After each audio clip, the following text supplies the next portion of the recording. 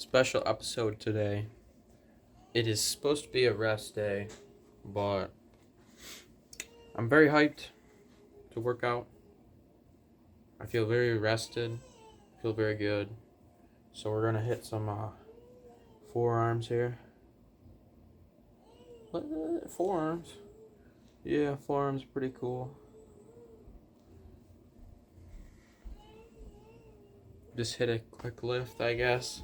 You can basically hit the forearms on rest days because they recover very fast and they're not going to tax any other muscle group. They're not going to steal any other muscle groups healing. So like my biceps are a little sore because I trained biceps recently. It's not going to tax it. The forearms aren't little stealers of protein. They just recover and they're just good little boys down there. And they just hold stuff. And it's always nice to have big forearms. Alright, the first major function of the forearms is to kind of do like this motion here. Like contract, relax, contract. Know what I'm saying? So we're just move our arm down. We can see that kind of just looks like that. And then we pick up a barbell here. We can kind of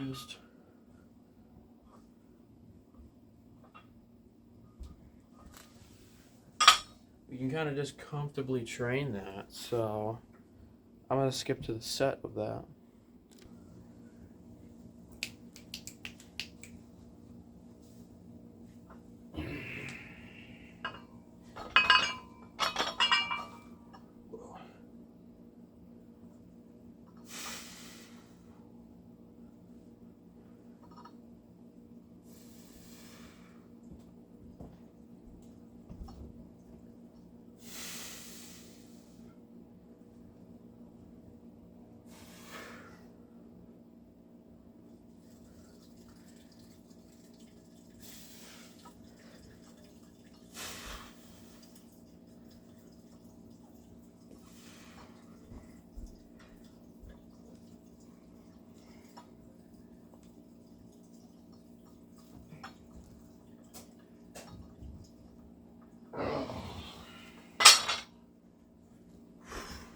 I can already feel my forearms are very pumped from just one set. Alright, this set I added more weight and it's going to be more of a strength set. I'll just do it.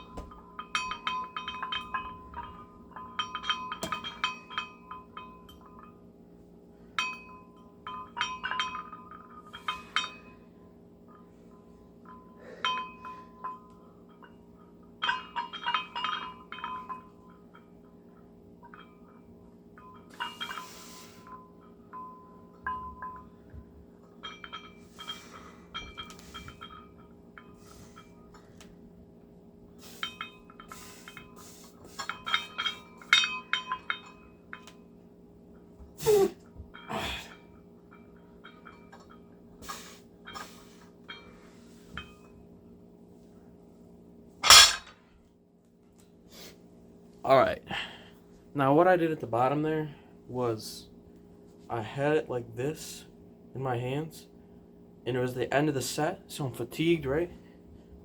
So it's coming off, and I'm just trying to hold it as long as possible, and that'll really get you strong grip. I can hang for like 3 minutes straight on a bar, which I shouldn't be able to do because I'm fat, okay? That just shows you how good that works. Movement number 2 for the forearms is kind of like the opposite of what we just did. So like that movement. Yeah. You just kind of go like this. Boom. Boom. It's really weird. You feel really weak. It's a very humbling exercise.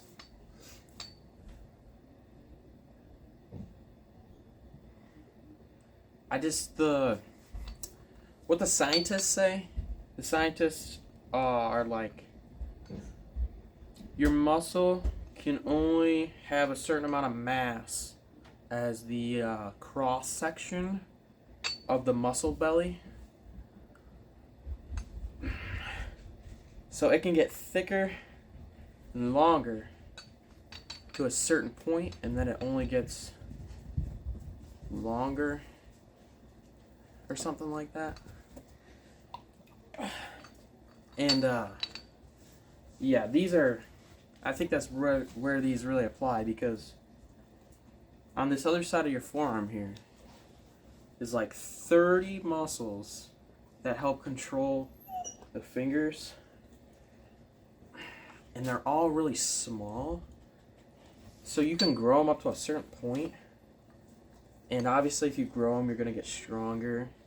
It's kind of like, think about it as like this muscle, like your calf is this big meaty muscle that's strong, and this just kind of helps bring it the other way, this muscle right here, because there's a muscle there, and it helps you just bring your foot up. So this is just like a helper muscle, but you train it, get it big, looks nice, looks cool, helps you get stronger.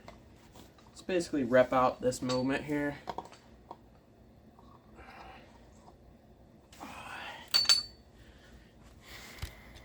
Alright, we got another little contraption here for the forearms. This strap is hooked around a 45-pound plate. So you put your hand in through like that. Put your hand in through like that on the strap. You can train this little muscle that's poking out whenever I come up. That'll really help you with your strength for this. Anything that involves like elbow flexion, it's going to be way stronger. You're going to be more durable because it'll create more stability in the elbow joint. This little muscle will. It'll help get rid of tennis elbow, believe it or not, or golfer's elbow, either one. But you just kind of get it up there, pulse it with your bicep. This is kind of an arm wrestler's move.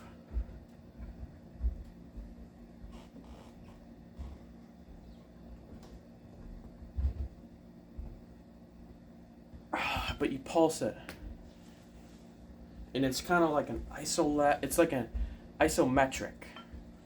You want the weight, you want your wrist to not move, and you're making that hard by like pulsing it up with your bicep, right? So you're pulsing it up and down. This arm's probably got a better view for you. And this muscle is just so freaking activated right now, dude.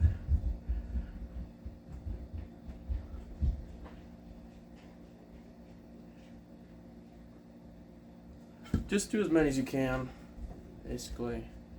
The forearms don't need rest. That's a government psyop.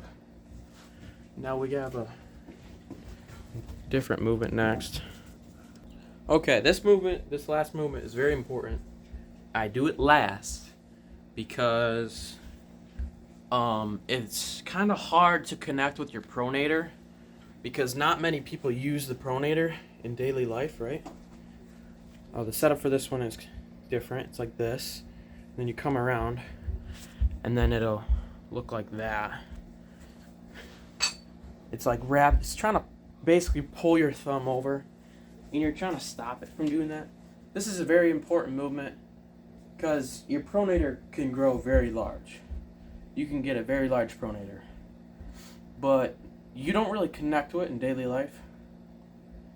So that's why we do it last, because then it is the muscle is actually somewhat used in a usual just flexing movement here of the forearm, but it's really hit when you're rotating your wrist. So we start like this and we rotate up and we just try to keep the bicep and the elbow in one spot and try to keep that wrist in one spot and just twist it.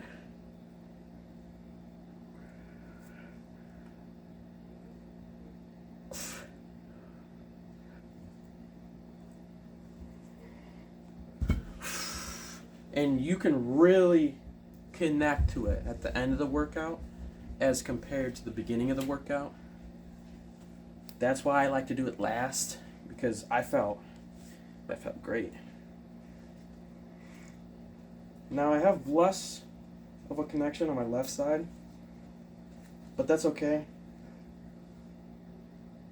We already knew that. I'm right hand dominant, so of course I would have more neural pathways and such.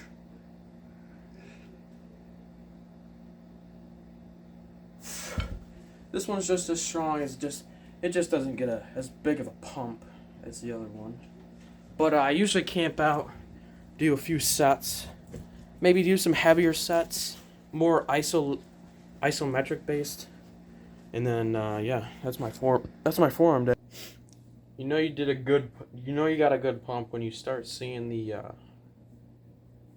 this is my bone right here. This is the muscle. You know you got a good pump when you can start seeing the line from the end of your muscle into the bone. It's not showing up good on camera, but looking absolutely massive today. Oh yeah. You can kind of see it here. I don't really know how, but you can see the dark line right there. This is my bone right here. That's my that's like my bone if you were gonna hit somebody. You can see the separation between the muscle and the bone right there. It's kind of freaky. Also, when you press on the muscle, it's like white and then it turns back to red. That's pretty freaky right there.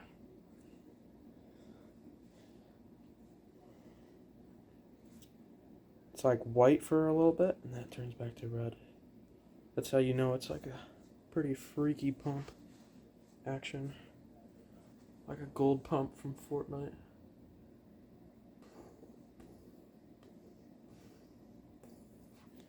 It feels like it's gonna rip itself off the bone when I fully contract like that.